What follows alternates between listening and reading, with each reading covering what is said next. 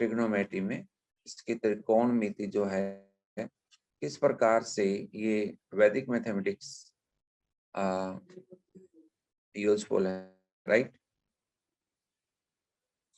तो आइए देखते हैं, क्योंकि हम जानते हैं कि जो ट्रिग्नोमेट्री है, त्रिकोणमिति है, इस पर जो बहुत सारे फॉर्मूले हैं, सूत्र हैं, वो हमें याद करने पड़ते हैं, स्टूडेंट्स को याद करने पड़ते हैं। तो अगर फॉर्मूला लर्न नहीं रहेगा तो सम आते हुए भी नहीं कर पाते। कंसेप्ट हमें पता है बट फॉर्मूले भूल गए और तो हम जो है नहीं कर पाए।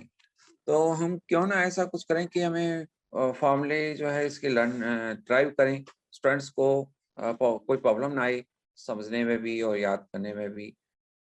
तो अगर हम जो है फॉर्मूले इसको अच्छी तरह से ड्राइव कर पाते हैं और एक ही फॉर्मूले से हम बहुत कुछ कर सकते हैं।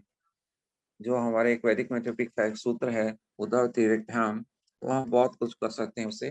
तो आइए देखते हैं कैसे उसे कर सकते हैं, है ना। एक आपने सुना होगा बोधायन नंबर्स के बारे में, ठीक है ना। बोधायन नंबर्स, बोधायन नंबर्स क्या है? बोधायन संख्या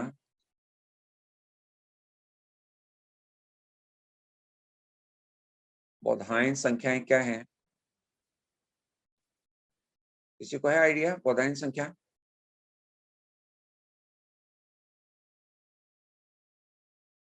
हाँ सर। बोधायन संख्याएं, बोधायन मैथमेटिशियन हुआ है और इसमें जो वैदिक में जो आपका पाइथागोरस थ्योरम है, तो उससे ही वही रिजल्ट इसका है। लेकिन बोधायन जो है पाइथागोरस से लगभग 250-300 साल पहले हुए। उन्होंने ये कंसेप्ट दिया था पाइथागोरस का। लेकिन हम जो है याद यूज ज्यादा पाइथागोरस करते हैं क्योंकि बुक्स में यही दिया हुआ है और बुक्स में देने के कारण से ये सब हम कर रहे हैं। अगर बुक्स में ये बोधायन नंबर्स दिया जाता और ये श्लोक दिया जाता, उनका जो श्लोक था बोधायन का, तो मुझे लगता है कि बोधायन के नाम से ये फेमस होगा, क्योंकि एक्चुअल में ये कंसेप्ट जो दिया था पाइथागोरस वाला, ये बोधायन नहीं दिया था। तो इसी के कारण से ये आगे जो है कर सकते हैं। क्या है ये जो मैं अभी उदाहरण लेता हूँ एक बोधायन नंबर्स का। हम दो ट्रायंगल बनाते हैं,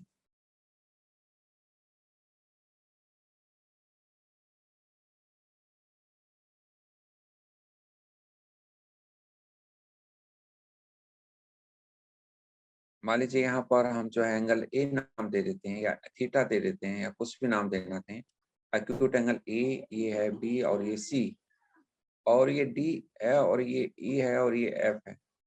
हम एक फॉर्मूले से ना वैदिक मैथमेटिक्स में ट्रिग्नोमेट्री के बहुत सारे फॉर्मूले हम ड्राइव कर सकते हैं इससे। आप देखिएगा कैसे। ये जो बोधायन है, ये मान लीजिए पी है, आप जो नोट कर लें, ये बेस ले लेते हैं, बेस B1, और ये P1 है और ये H1 है, और ये आपका हम B1 कहेंगे और ये P2 कहेंगे और ये H2 कहेंगे, राइट। तो इसको प्रेजेंटेशन कैसे करेंगे इसकी? हम एंगल ए या इसको थीटा रख लेते हैं, थीटा और ये बीटा। ये थीटा है और थीटा के जो बोधायन नंबर है, पहले बेस लिखेंगे, बेस क्या लिखेंगे? B1 और फिर परपेंडिकुलर P1, राइट, और फिर हाइपोटेन्यूज H1। इस प्रकार से बीटा में पहले बेस लिखेंगे B2 और परपेंडिकुलर P2 और ये H2, ठीक है। तो ये इसका लिखने का मेथड है कि हम बोधायन नंबर्स को कैसे लिखना है, ठीक है। उसके एंगल, उसका जो बोधायन नंबर्स कौन कौन से हो गए और फिर सेकंड का एंगल और उसके बोधायन नंबर्स कौन से हो गए, तो ये सब है। थीटा प्लस बीटा, इसको हम लिखेंगे थीटा प्लस बीटा,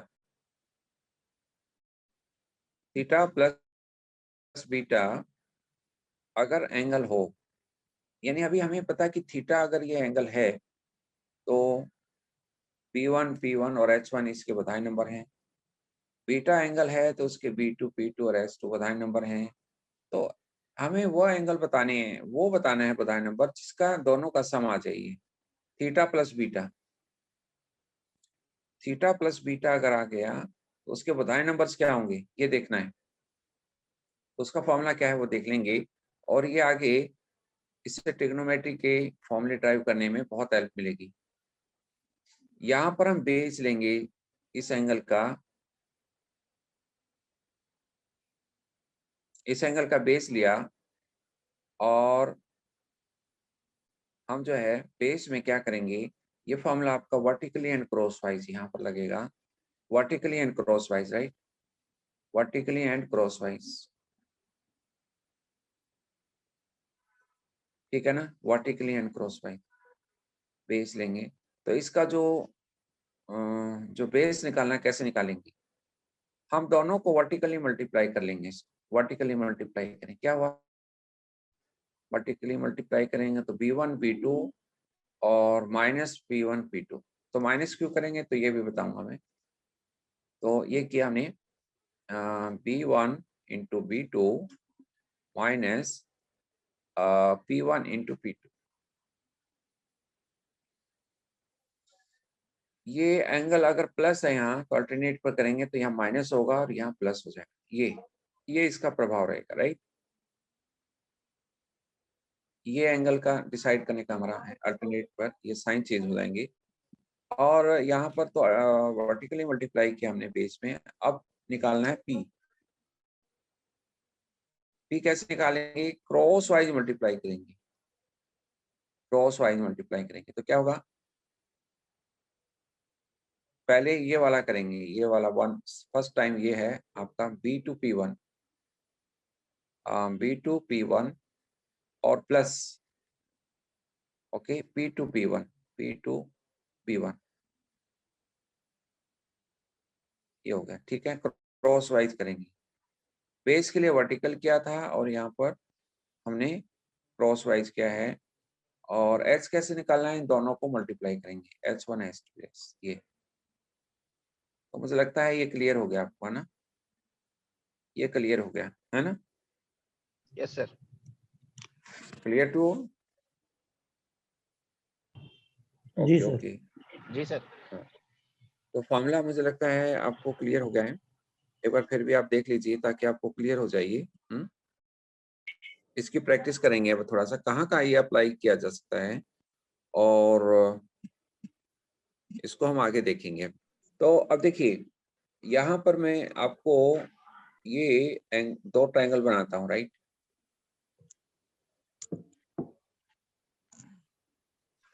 ये एंगल आपका 60 डिग्री है और ये एंगल आपका 45 डिग्री, और 60 डिग्री के जो आप ये ले लें √3 और ये 1 और ये 2 आ जाएगा, 45 के 1 और 1 और ये √2 आ जाएगा। ये हम करेंगे। अब देखिए इस बधाई नंबर्स का यूज करते हुए सर इसकी 60 डिग्री कंडीशन एंगल है, भी, इसकी कंडीशन भी राइट एंगल ट्रायंगल है। हाँ इसकी है, राइट एंगल ट्रायंगल है, लेकिन आगे नहीं रहेगी। आगे देखेंगे ये राइट एंगल की जो आप कह रहे हैं ना, ये कंडीशन हट जाएगी आगे। अभी हम इसी का एग्जांपल लेकर के कर रहे हैं, राइट। अभी देखना आगे एक्यूट एंगल ट्रायंगल नहीं रहेगी, अभी हम डिस्कस करेंगे आपसे, है ना। अब देखिए 60 डिग्री के हम बधाई आपके नंबर्स लिखे हैं, 1, ये √3 और ये 2। या आप अभी फिलहाल ऐसे देख सकते हैं, वैसे तो ये भी हम निकाल सकते हैं। 1030 क्या होता है, √3/1, है ना। तो ये √3/1 लिख दिया हमने, P/B।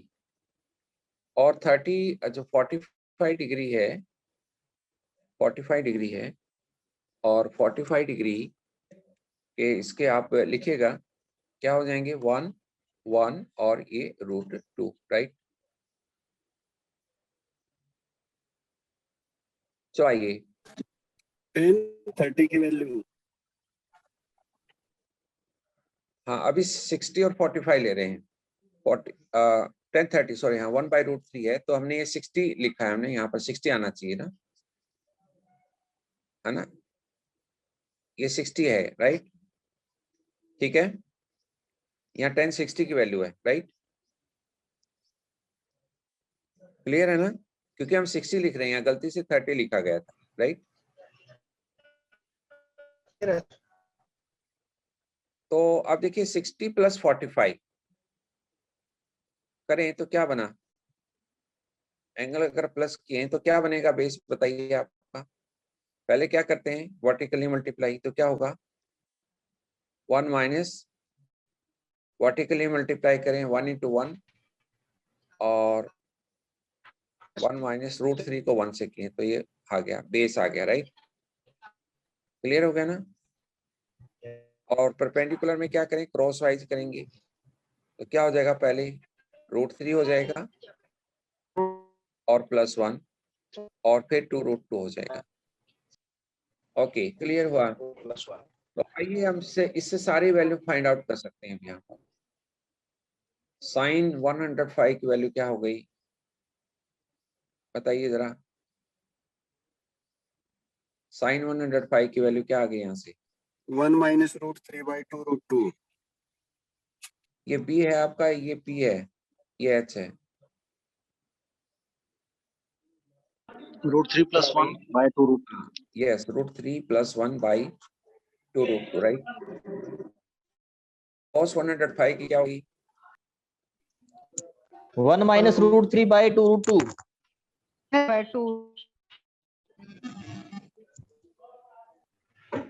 सर √3 + 1/2√2। -√2/2। हाँ यस, cos 105 की क्या हो गया, p/h, 1 - √3/2√2, राइट। tan 105 क्या हो जाएगा,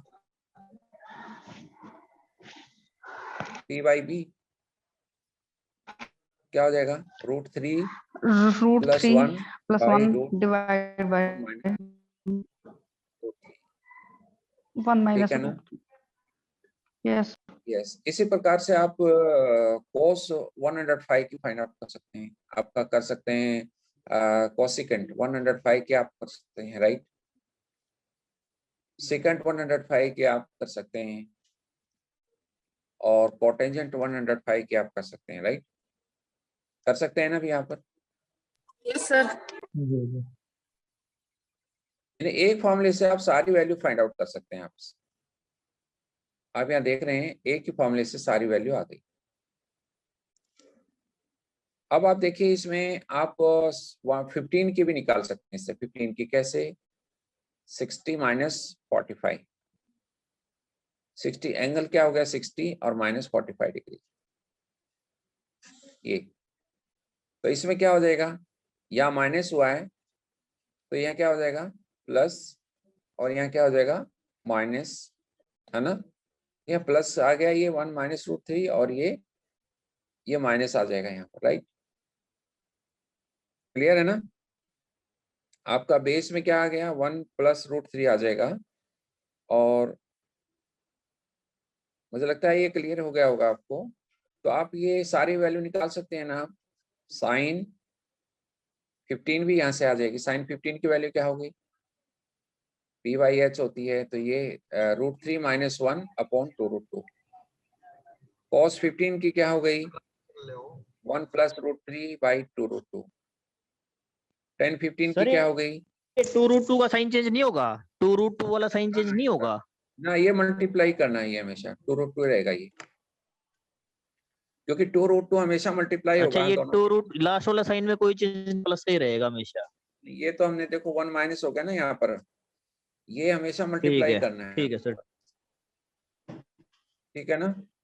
ठीक है साहब, ठीक है, अभी आप देखो साइन 15 की वैल्यू भी आ गई आपके यहाँ से, cos 15 की वैल्यू भी आ गई आपके यहाँ से, और आपकी tan 15 की वैल्यू भी आ गई यहाँ से, है ना, cosecant 15 की आ गई यहाँ से, है ना, और secant 15 की आ गई, और cotangent 15 की आ गई, सारी वैल्यू आ गई। सारी वैल्यू फाइंड आउट कर सकते हैं आप यहाँ से। Yes, sir. एक ही फॉर्मूले से आप सारी वैल्यू फाइंड आउट कर सकते हैं। अब यहाँ जैसे मान लीजिए, बताइए 45 और 30 है। 45 क्या हुआ, इसके 1 इसके जो बदाई नंबर ये हुए, 30 के क्या हो गए, ये हो जाएंगे √3, 1 और 2। अब इससे भी आप 50 निकाल सकते हैं, 75 का आप निकाल सकते हैं। बताइए 75 का क्या हो जाएगा। 75 मीन्स क्या हो गया, 45 + 30, राइट। तो निकालें इसका क्या बना, बदाई नंबर क्या बने इसके, √3 - 1। Very nice, √3 - 1। और पी के क्या बने, √3 + 1, है ना। और ये मल्टीप्लाई किया 2 रूट, हो गया। तो ये बन गए। अब यहाँ से है ना 75 निकाल दो आप यहाँ से, cos 75 निकाल दो, sin 75 निकाल दो यहाँ से, और tan 75 निकाल दो। मतलब एक ही फॉर्मूले से सारे आ रहा है कि नहीं आ रहा, बताइए। सेकंड 75, कोसेकंड 75, आपकी सारी वैल्यू यहाँ से आ गई। कोटेंजेंट 75 जो आप बात कर रहे थे अभी, मान लीजिए मैंने लिया है 30 के क्या है, बधाई नंबर्स क्या है 30 के, √3, 1 और 2। दोबारा से आप लिखिएगा 30 डिग्री के 1 और 2, ये है आपकी। अब ये क्या बना, मान लीजिए 60 करते हैं, क्या हुआ 60 के क्या बने, 3 - 1 है ना, 3 - 2। 2 आ गया। और ये क्या बना, 1 2 1 3 √3 + √3, 2√3 आ जाएगा ना, 2√3 2√3 आ जाएगा। और आप इसको अगर 2 से कैंसिल करें क्योंकि ये रेशियो में है, तो 1 √3 और 2। आप देखो 60 डिग्री के ये लिए थे आपने, आप देखो जरा 60 के ये लिए थे, पहले यही लिए थे ना इस फॉर्मूले से, तो ये वेरीफाई हो रहा है कि यस इट्स करेक्ट, है ना। अब ये अगर हम करें 30 - 30, 30 - 30 क्या हो गया, 0। अब इसके बजाय नंबर निकालो, बताओ 30 - 30 क्या हो गया, बताइए। यहाँ माइनस था तो यहाँ प्लस हो जाएगा, तो √3 हो जाएगा सर। नहीं 3 अच्छा, + 1 आ जाएगा 4। और यहाँ क्या हो जाएगा, यहाँ माइनस होगा, 0 क्रॉस वाइज करेंगे, क्रॉस वाइज मल्टीप्लाई करेंगे और माइनस करेंगे, तो क्या हो गया 0, है ना। 0 सर। और यहाँ एच में क्या करेंगे, 8 4 आ जाएगा, 2 to the 4, ये कर रहे हैं ना आप। और अगर इसको कैंसिल करें तो क्या होगा, 4 1 0। 101 अब ये एक मैं ट्रायंगल बना रहा हूँ, ये एंगल आपका थीटा है जो यहाँ हमने लिखा, ये वाला थीटा है, तो एंगल 0 है यहाँ पर। ये तो कैसे ट्रायंगल बनी, कोई राइट एंगल बनी क्या आपकी राइट एंगल ट्रायंगल बनी अगर एंगल 0 है तो, ये एक्यूट एंगल अगर 0 है तो। नो सर, बनेगी कोई भी, हैं, नो सर, ट्रायंगल नहीं बनेगी अगर एक एंगल 0 दे दिया तो। हाँ, तो ये प्रधान नंबर बिना जो अभी आप कह रहे थे ना कि राइट एंगल ट्रायंगल लेना, तो ये ट्रायंगल में भी ये विदाउट ट्रायंगल भी हो सकते हैं। अब देखो यहाँ पर एंगल ये 0 हो गया, तो इट मींस क्या हो गया, हाइपोटेन्यूज और बेस इसका क्या हो गए, कोइंसाइड हो गई। जो ये जो हाइपोटेन्यूज है और परपेंडिकुलर खत्म हो गया यहाँ पर, और ये बेस था, और हाइपोटेन्यूज अभी एंगल 0 हो गया तो इसी के ऊपर आ गया। और जो आपका बेस है और हाइपोटेन्यूज है दोनों एक ही आ गए, तो ये दोनों का जो है आपका रेशियो 1 हो गया, दोनों सेम हो गई।